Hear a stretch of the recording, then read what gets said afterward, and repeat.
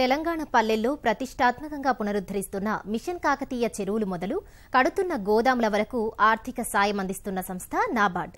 గ్రామీణ ప్రాంతాల అభివృద్ధి లక్ష్యంగా స్థాపించిన ఈ సంస్థ ఆ దిశగా అనేక వినూత్న పథకాలతో ముందుకు సాగుతోంది. ప్రతి రైతుకు మెరుగైన సేవలందించాలనే సంకల్పంతో వివిధ కార్యక్రమాలను రూపొందిస్తోంది. గ్రామీణ ప్రాంత ప్రజల ఆర్థిక స్వావలంబనే కాక వారి జీవన ప్రమాణాలను పెంచడమే తమ లక్ష్యమంటున్న నాబార్డ్ ఏజీఎం రమేష్ కుమార్తో మా ప్రతినిధి క్రాంతికుమార్ ముఖాముఖి. దేశానికి పల్లెలే పట్టుకొమ్మలన్నారు. పల్లెలు అభివృద్ధి చెందినప్పుడే దేశం అభివృద్ధి చెందుతుందని అంటారు. జాతీయ గ్రామీణ మరియు వ్యవసాయ అభివృద్ధి బ్యాంకు దీని కొరకు కృషి చేస్తుంది. అసలు ఈ పథకాలు ఎలా ఉంటాయి, వీళ్ళ తీరేంటి, ఈ పథకాలు క్షేత్రస్థాయిలో ఎలా అమలు అవుతున్నాయి అనేది ఉమ్మడి మెదక్ జిల్లా నాబార్డ్ ఏజీఎం రమేష్ కుమార్ ఉన్నారు. వారిని అడిగి తెలుసుకుందాం. సార్, అసలు గ్రామీణ అభివృద్ధిలో నాబార్డ్ ఎలాంటి పాత్ర పోషిస్తుంది? ముఖ్యంగా మన దేశంలో గ్రామీణ ప్రాంతాలు మన ఆర్థిక అభివృద్ధికి ఇంజన్స్ లాంటివి. ఈ ఇంజన్ సరిగ్గా పనిచేసినప్పుడే దేశం అనే వెహికల్ ముందుకు నడుస్తుంది. ఈ క్రమంలో గ్రామీణ ప్రాంతాల సర్వతోముఖాభివృద్ధికి నాబార్డు పలు పథకాలు, developmental programmes, infrastructure development, area based schemes, banking, refinance, గ్రామీణ ఉపాధి శిక్షణ, స్కిల్ డెవలప్మెంట్, తర్వాత watershed development, tribal development, ఇటువంటి ఎన్నో పథకాల ద్వారా గ్రామీణ ప్రాంతాల్లో ఇన్ఫ్లో అంటే క్యాష్ ఫ్లో, ఫండ్ ఫ్లో అనేది పెంచటం, క్రెడిట్ ఫ్లోని పెంచటం మా ఉద్దేశాలు. దీని ద్వారా గ్రామీణ ప్రాంతాలు సర్వతోముఖాభివృద్ధి చెందుతున్నాయి. మీ పథకాలు మరి క్షేత్రస్థాయిలో లబ్ధిదారులకు అందే విధంగా ఎలా చేస్తారు మీరు? మేము ముఖ్యంగా బ్యాంకులకు రీఫైనాన్స్ ప్రొవైడ్ చేస్తాం.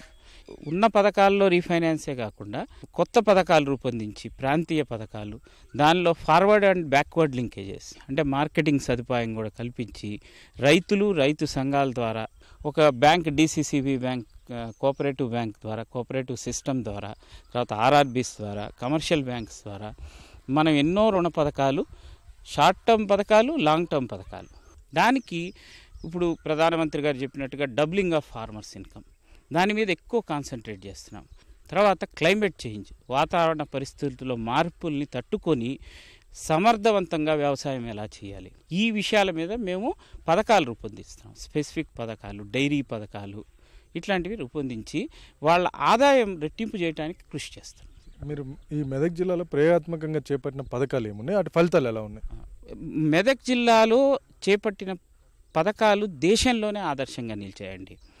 7-8 రాష్ట్రాల ప్రతినిధులు, ఒకసారి కాదు 3 సార్లు ప్రతినిధులు వచ్చి మన పథకాల తీరుతెన్నులు చూసి చాలా అప్రిషియేట్ చేశారు. దానిలో ముఖ్యంగా మేము చేసింది సోలార్ హోమ్ లైటింగ్ స్కీమ్ చేశాము, dairy, Gajwel and Siddipet milk grid చేశాం. దానిలో 10,000 యూనిట్లు target over a period of 20,000 animals ground చేయడానికి స్కీమ్ రూపొందించాం. దానిలో 5,000 యూనిట్లు అంటే 10,000 పశువులు ఆల్రెడీ గ్రౌండ్ చేయటం జరిగింది.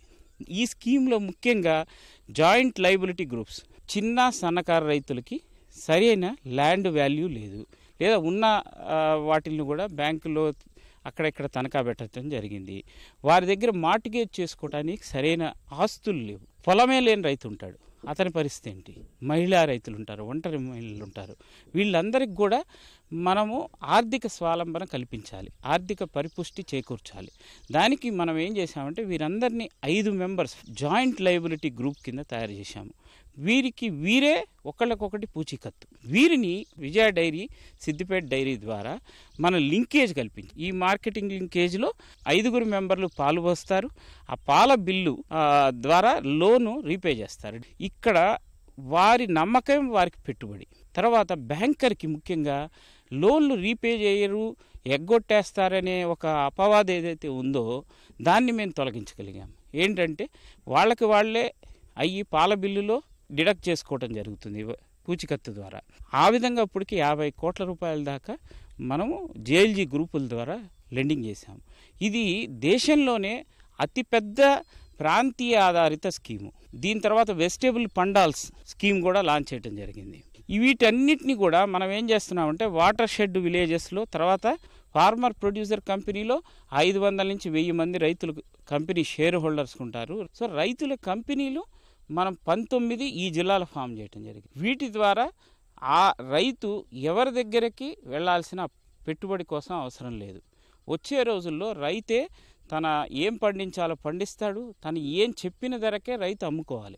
మనము ఆర్థికంగా ఆ రైతు సంఘానికి సహాయం చేస్తాం. ఈ విధంగా ఎన్నో పథకాలు, ప్రాంతీయ ఆధారిత పథకాలు, రైతు సంఘాల ద్వారా లెక్కలేనన్ని ఇన్నోవేషన్స్ చేస్తున్నాం. మీ భవిష్యత్తు ప్రణాళికలు ఏంటి?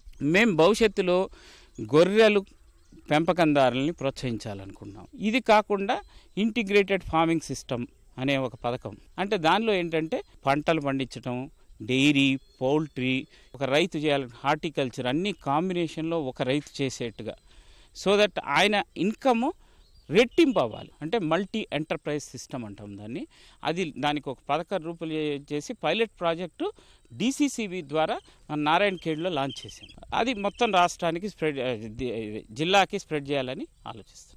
గ్రామీణ ప్రాంతాల్లో మౌలిక వసతుల కల్పనకి ఇంకా ఎలాంటి చర్యలు తీసుకుంటున్నారు? మీరు ఏ విధంగా ఫండింగ్ చేస్తున్నారు? ఏమేమి యాక్టివిటీస్ ఉన్నాయి మీ? మౌలిక సదుపాయాలకి మేము ముఖ్యంగా రాష్ట్ర ప్రభుత్వానికి రుణాలు అందజేస్తాం.